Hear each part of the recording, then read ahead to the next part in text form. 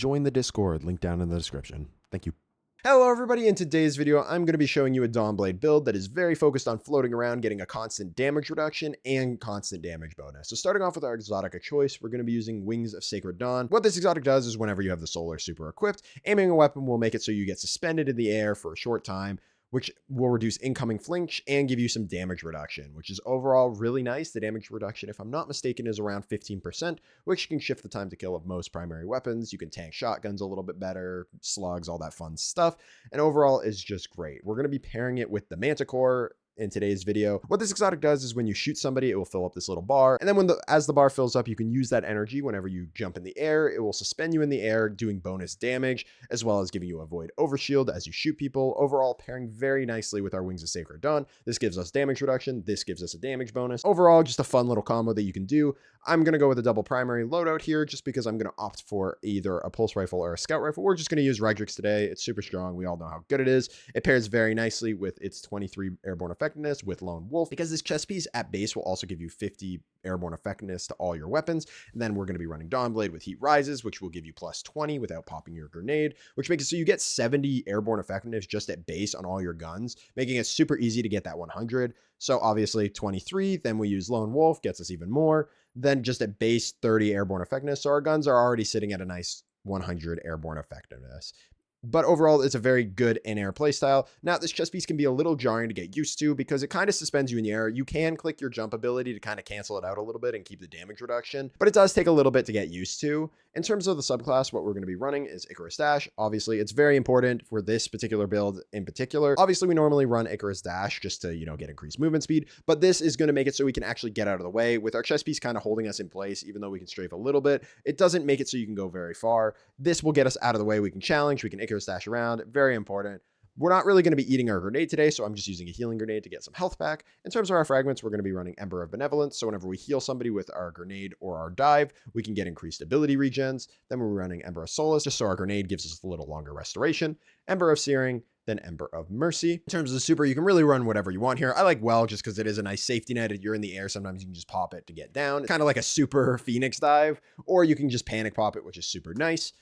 But yeah, overall, this build is super fun. SMGs in the current meta are a little rough just due to how strong special weapons are. Slug shotties and just high handling normal shotties can be a little rough to get used to the SMG, but that is also why we have a pulse rifle today. So we can kind of just go from multiple different ranges and really make it work. In terms of the mods, this is what we were running. Overall, just buffing up the pulse rifle as well as our Manticore. But yeah, if you do enjoy the video, please remember to leave a like and subscribe as it does help out with the channel a lot. Thank you all so much and enjoy the video. Gotta watch out for the shoddy. Oh my goodness, there are so many guys there. Let's get down that from that. Should be able to get him.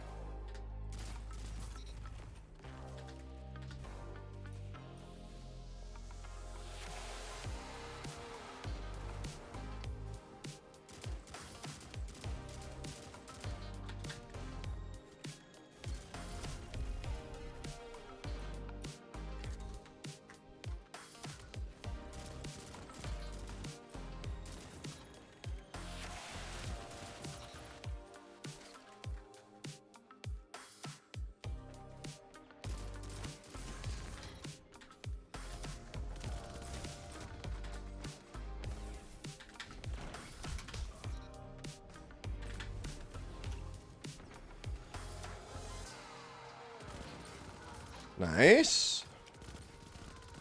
That's 2. Backing up. Whew. Just in case they push up there. Nice. Get a reload off. Keep floating here. We are going to back up now. Yep, that is the super. Yep, keep moving. We're just going to evacuate.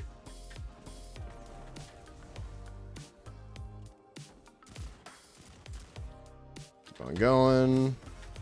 This guy's probably just going to fly out and try to shotgun. He is a Titan. That's what he's been doing.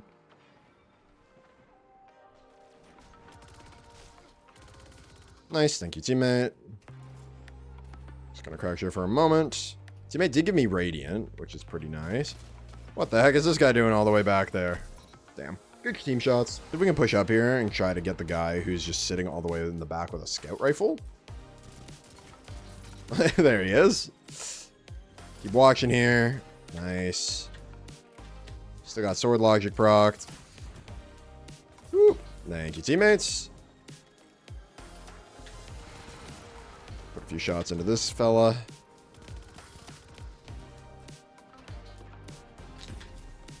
Seeing if he wants to challenge here. Boom, just like that. And then we pull out the SMG. I did see this guy over here. He's still there. Nice. Beautiful team shots. Oh, teammate pushed me back out. That would have been awkward.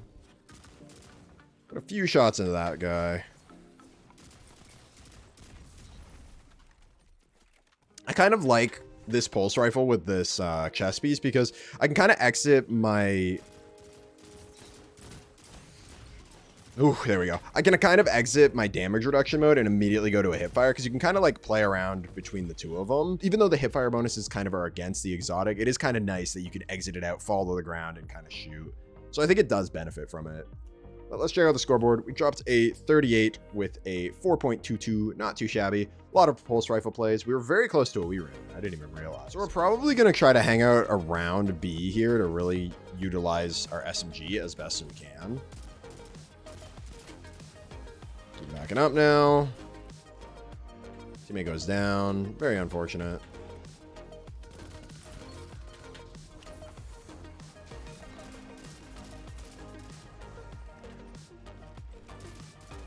Ooh, nice. Beautiful.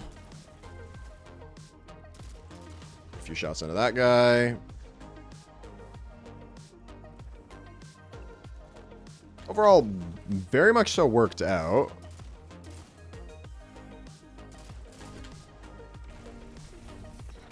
Damn, okay. Team's going crazy with it.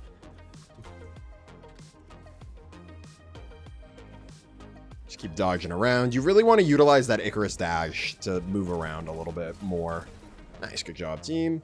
Because obviously, when you're suspended in the air a little bit, it can be a little bit rough. Oh, get me out. Damn. Too busy talking, not enough, you know, paying attention to the enemy team. But obviously, when you're in the air, you're suspended. There's not much you can do. So you have to play a little bit safer because I can't really, you know, strafe all that much. But obviously, with Icarus Dash, you can get around a lot easier. Oh, so close. If I was a bit quicker on the aiming there, we probably could have got him. But yeah, overall, this build is a lot of fun. Is it the most competitive thing in the world? Obviously not. Like, you're floating and you do damage. Like, I'd argue, like, the build is just overall better just using the pulse rifle and, like, scout rifles and stuff. Not so much the Manticore, but Manticore does feel good, and it can melt, like, pretty consistently if you can get good with it. It's just SMGs right now are in kind of a rough spot due to how good shotguns are. Slug shotguns kind of just murder you in any type of range that you'd want to be in with an SMG, as well as, you know, really high handling shotguns due to closing time or threat detector, whatever it may be, makes it a little more difficult to really utilize an SMG, which has kind of turned me into just kind of floating Warlock gameplay with this loadout, but it's still very good doing that because you still get the damage, like reduction, all that fun stuff. It's just obviously I'm not utilizing the Manticore side of things of the build as much as I would like. But I mean, there's really not much I can do, especially on a bigger map. If I try to run in and use the SMG, I can typically take one out, but when I try to, you know, get more, it becomes a little bit more of an issue. But on smaller maps, you can definitely make it work.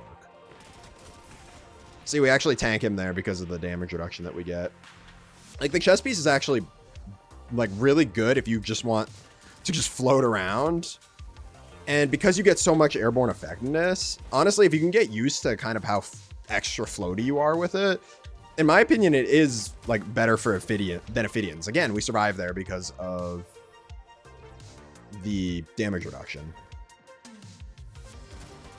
Oh, okay, never mind. He's got a scout. We're not winning that fight. Not from that range. But yeah, closing thoughts. Manticore can be very fun with this build, but ultimately, at the end of the day, the more meta side of it is definitely going to be just using a pulse rifle or a scout rifle and floating how you normally would. Then you get that damage reduction. You can typically shift their time to kill.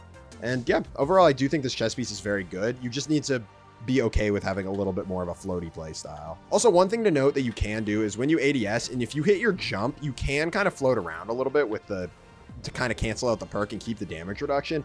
It's just a little bit janky to get used to. And it's not as like strafey as you would be, you know, without it. So you're still like, you get a little bit of movement, but it's still not the best in terms of movement. But overall, for a floating playstyle, it is so good. We went 17 with a 3.4, so nothing super crazy, but honestly, we spent half the time talking. So, but yeah, overall, not too bad.